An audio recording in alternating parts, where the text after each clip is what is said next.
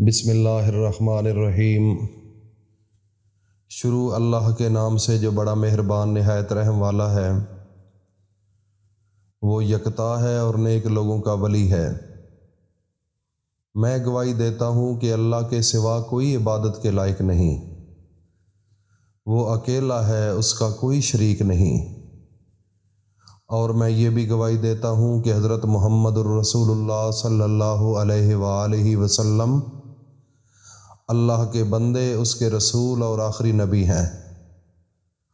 یا میرے اللہ میرے سونے نبی حضرت محمد مصطفیٰ پر اور ان کی آل پر اور ان کے تمام صحابہ اکرام رضی اللہ تعالی عنہم اجمعین پر اپنی خاص رحمتیں، برکتیں اور سلامتی نازل فرما۔ میرے بھائیوں اور دوستوں، میری ماؤں، بہنوں، بیٹیوں، ہمارا زندگی کے اندر ایک تصور بھی نہیں تھا، دنیا میں نام و نشان بھی نہیں تھا، تو اللہ رب العزت نے ہمیں زندگی دی۔ تو زندگی کیسے دی اللہ نے؟ سب سے پہلے تو اللہ نے اپنی قدرت کے ذریعے ماں کے پیٹ کے اندر منتقل کیا، اور ماں کے پیٹ کے اندر جب ہم آئے تو اس وقت اللہ نے اپنی قدرت کے ساتھ اندھیری ایک کوٹھڑی کے اندر، اندھیرے کمرے کے اندر اللہ نے ہمیں تشکیل دیا، ہمارا وجود بنایا۔ دنیا کے اندر کوئی ایسا فن مصور نہیں ہے جو اندھیرے کمرے میں بیٹھ کر اپنی فن مصوری کر کے دکھا دے۔ میرا اللہ وہ ہے کہ جس نے اندھیرے کمرے کے اندر انسان کے وجود کو بنایا، اور انسان کے وجود کو ایسا بنایا کہ جہاں پر آنکھ لگنی چاہیے تھی وہاں ہی لگی، تھوڑا سا بھی فرق نہ آیا۔ جہاں پر ناک لگنی چاہیے تھی وہاں پر ہی لگی، تھوڑا سا فرق بھی نہ آیا۔ اور آنکھ کے اوپر جو پپنو ہوتے ہیں، بال ہوتے ہیں، انسان کی خوبصورتی کے لیے اللہ پاک نے وہاں ہی ایک لائن کی شکل میں وہ پپنو لگائے، بال لگائے، اور تھوڑا سا بھی فرق نہ آیا، وہ آگے پیچھے بھی نہ لگا اور برابر لگے۔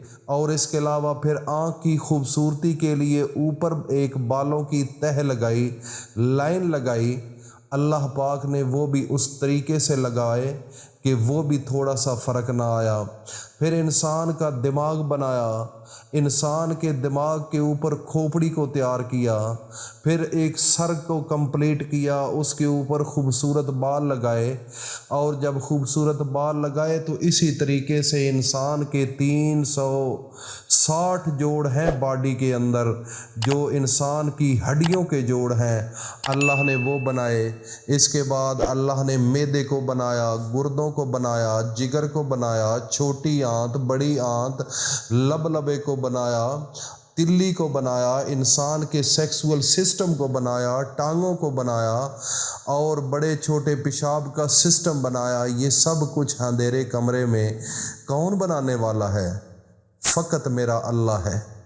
اس کے علاوہ اور دنیا کے اندر کوئی ہستی نہیں جو میرے اللہ کا مقابلہ کر سکے۔ تو جب انسان کو تخلیق کیا ماں کے پیٹ کے اندر، اس کا خوبصورت ڈھانچہ بنایا، تو پھر اسی جگہ پر جان بھی ڈال دی، روح بھی ڈال دی، پھر اسی جگہ پر وہ مومنٹ کرتا رہا۔ اس وقت اس کو غذائیت کی بھی ضرورت تھی۔ اللہ نے ایک مخصوص اندازے کے مطابق ماں کے جسم کے ساتھ اس کی ایسی کنیکٹیوٹی بنائی کہ اس کو پھر غذا ملنا شروع ہو گئی۔ تو جب غذا ملنا شروع ہو گئی، تو جب خوبصورت اور پیارا سا بندہ بن گیا، تو اللہ نے 9 ماہ کے بعد اس کو ماں کے پیٹ سے باہر نکالا۔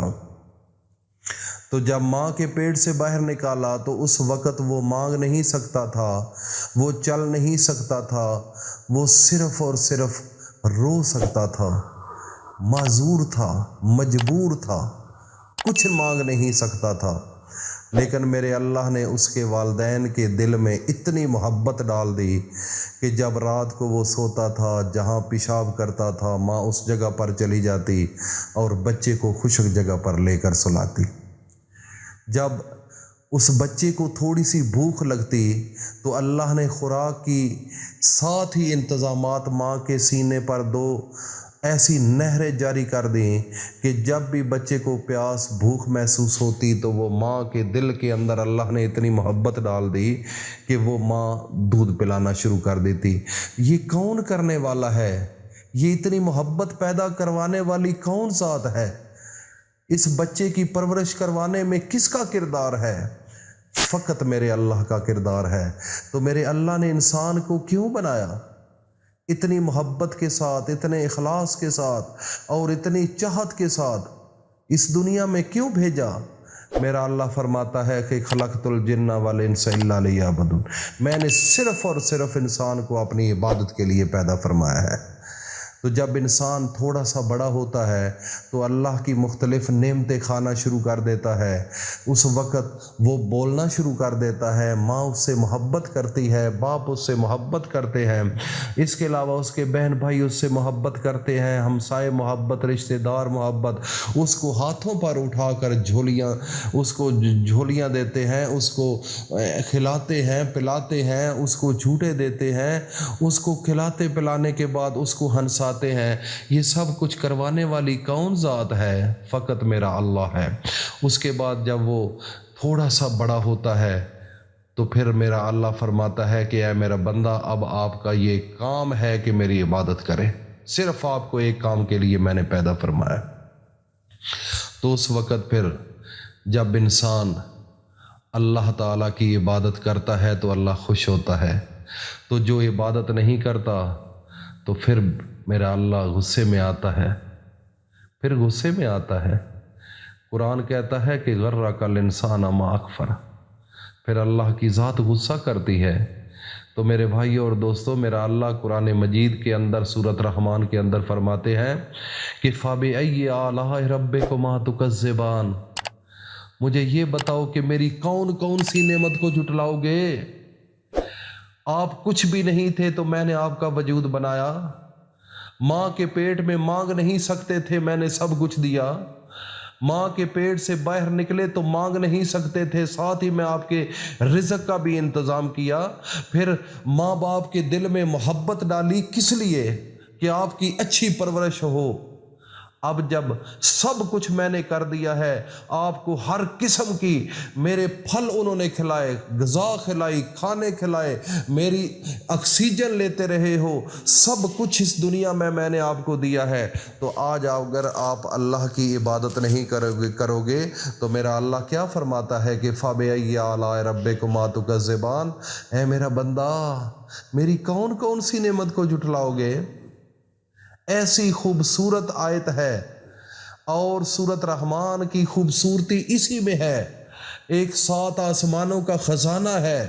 میرا اللہ انسان کے ضمیر کو جھنجھوڑ رہا ہے، اور اس کے اندر اتنی طاقت ہے، جو انسان ان لفظوں کو پہچان لیتا ہے، خدا کی قسم اس کی تقدیر بدل جاتی ہے۔